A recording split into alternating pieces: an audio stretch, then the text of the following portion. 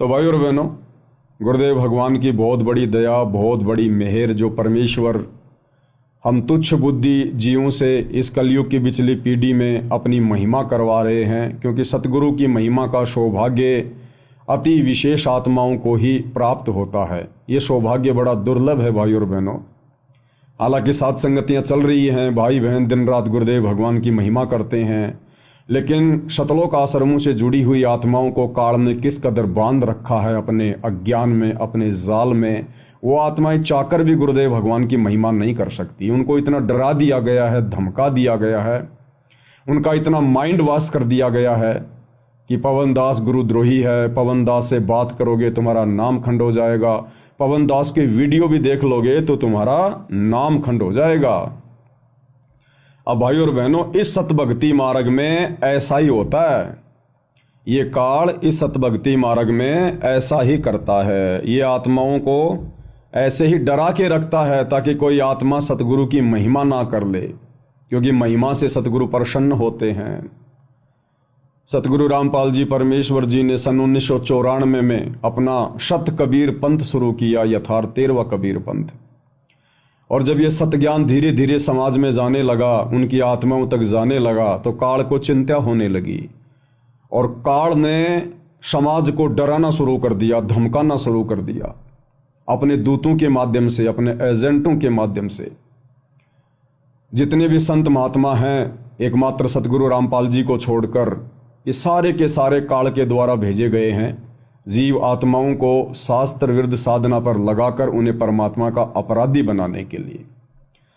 तो जब उन काल के दूतों को इस बात का पता चला कि भाई सतगुरु रामपाल जी का ज्ञान तो एक नंबर का है, अगर ये ज्ञान आम समाज में फैल गया तो हमारी तो रोजी रोटी बंद हो जाएगी, पेट भरने के लाले पड़ जाएंगे। तो उन काल के दूतों ने सत्संगों में अपने भक्तों को कहना शुरू कर दिया कि भाई संत रामपाल जी के सत्संग मत सुनना, संत रामपाल जी की पुस्तकें मत पढ़ लेना, अन्यथा तुम्हारा नाम खंड हो जाएगा, तुम मर्यादाहीन हो जाओगे। उन आत्माओं को डरा के रखा, उनको धमका के रखा। उनको काल यही करता है। आपको गुरुदेव भगवान के मुख कमल से सुनाते हैं किस प्रकार से काल ने उन अपने दूतों के माध्यम से परमात्मा चाहने वाली आत्माओं को डरा के रखा हुआ है। सुनिए गुरुदेव भगवान के मुख कमल से। झूठा गुरु काल है ये फांसी दे अड़ाए,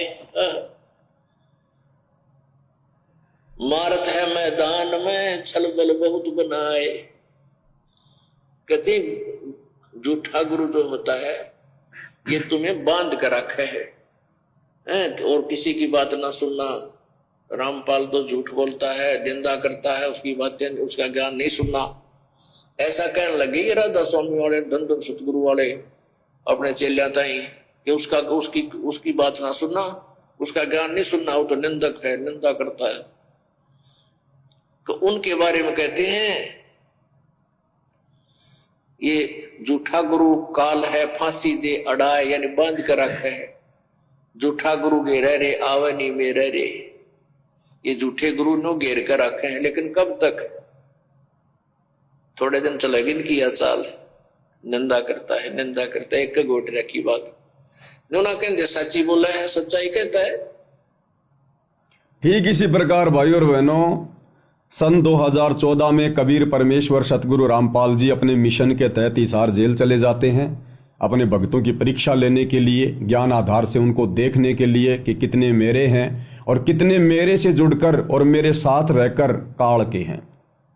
उसके बाद गुरुदेव ने साध संगतियां शुरू करवाई और जो काम पूज्य गुरुदेव भगवान किया करते थे वो सेवा गुरुदेव भगवान ने इस कुत्ते को, इस पवन दास को दे दी, साध संगति से जुड़े हुए भाई बहनों को दे दी, इस सत मिशन को आगे बढ़ाने की, आत्माओं को दृढ़ करने की, उनके अंदर विश्वास पैदा करने की। आशीर्वाद गुरुदेव का, हम तो उनके कुत्ते हैं, हम तुच्छ जीवों की कोई औकात नहीं है। अब भाई और बहनों, जब परमेश्वर ने अपना शत ज्ञान, अपना शत मिशन, अपना शत मार्ग सन 2014 बरवाला कांड के बाद से साध संगति से शुरू करवाया, तो काल को फिर से चिंता बन गई कि बड़ी मुश्किल से तो संत रामपाल जी हिसार जेल को गए हैं और इन्होंने ये भार और क्या कर दिया, ये क्या साध संगतियां शुरू करवा दी इन्होंने। इनका ज्ञान तो फिर उसी प्रकार से आत्माओं के हृदय में जाकर टक्कर मार रहा है, उनको दृढ़ कर रहा है। तो काल को फिर से चिंता बन गई भाई और बहनों कि अब इनको कैसे रोका जाए, इन साध संगति वालों को कैसे रोका जाए। तो काल ने भाई और बहनों परमेश्वर की वाणी के अनुसार कि संगत माही कुसंगत उपजे जैसे बन में बास, आपे घिस घिस आग लगा देकर बनखंड का भी नाश।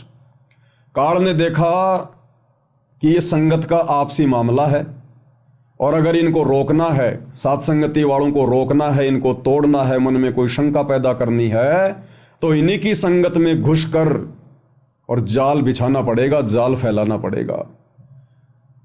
तो काल ने देखा कि मैं कहां जा सकता हूं, कहां मेरा दाव लगेगा। तो काल का दाव कहां लगता है भाई और बहनों? जहां मर्यादा नहीं होती, जहां गुरु को परमात्मा मान के भक्ति नहीं होती। क्योंकि परमेश्वर की वाणी है, जब तक हंसा हमरी आना काल लगे ना तेरा बाणा, कि ये काल जब तक मेरा भगत, मेरी आत्मा मेरी आण कान में है, मेरी मर्यादा में है, तब तक तेरा कोई दाव उसके ऊपर नहीं लगेगा। तो काल ने रुख किया शतलोक आश्रमों की तरफ, गुरुदेव के परिवार की तरफ, इन कोऑर्डिनेटरों की तरफ, और काल ने देखा कि यहां तो सारे ही मर्यादाहीन हैं, यहां तो दरवाजे दरवाजे हैं अंदर प्रवेश करने के, यहां तो दाव ही दाव लगेगा। और काल ने भाई और बहनों 2014 के बाद से फिर गुरुदेव के कलयुगी परिवार को, उनके बेटा बेटी भाई बंधु रिश्तेदारों को, इन कोऑर्डिनेटरों को साध संगतियों के विरुद्ध खड़ा कर दिया। हम भाई बहन जहां भी कोई साध संगति करते, जहां भी परमात्मा की महिमा करते, उनको भोग लगाते, तो ये काल प्रेरित सतलोक आश्रम मैनेजमेंट हरियाणा वाले, ये कोऑर्डिनेटर वगैरह, ये पुलिस प्रशासन में जाके शिकायत करते, झूठा पुलिस वालों को पता नहीं क्या क्या कहते, उनको पैसा देते, उनको शराब पिलाते और साध संगतियों में लाकर उनको खड़ा कर देते, साध संगतियां रुकवाने का प्रयास करते ताकि ये सत मिशन, ये सत ज्ञान आगे ना फैले। लेकिन इनकी दाढ़ नहीं गली, क्योंकि साध संगतियां किसी जीव के द्वारा चलाया गया मिशन नहीं है, ये सतगुरु रामपाल जी परमेश्वर जी का मिशन है, यथार्थ 13वां कबीर पंथ मिशन है। और इन लोगों की लाख कोशिशों के बावजूद भी परमात्मा किसी न किसी तरीके से साध संगतियां जरूर करवाते थे। जो आत्माएं साध संगतियों में आती थी उनको परमेश्वर आत्मिक खुराक अवश्य खिलाते थे। और ये फिर संगत को भड़काने लग गए कि ये पवन दास तो गुरुद्रोही है, इसकी बातें मत सुनो, इसकी वीडियो मत देखो, तुम्हारा नाम खंड हो जाएगा, तुम्हें आश्रम में नहीं घुसने दिया जाएगा, गुरुजी के आने के बाद तुम्हें आश्रम में नहीं आने दिया जाएगा, तुम सतलोक नहीं जा पाओगे, तुम्हें सार नाम नहीं मिलेगा, ये तो निंदा करता है, निंदा करता है। न्यू ना कहते कि वो सच बताता है, अज्ञान और पाखंड के ऊपर गुरुदेव के आशीर्वाद से प्रहार कर रहा है, चोट मार रहा है, ये नहीं कहते निंदा करता है, निंदा करता है।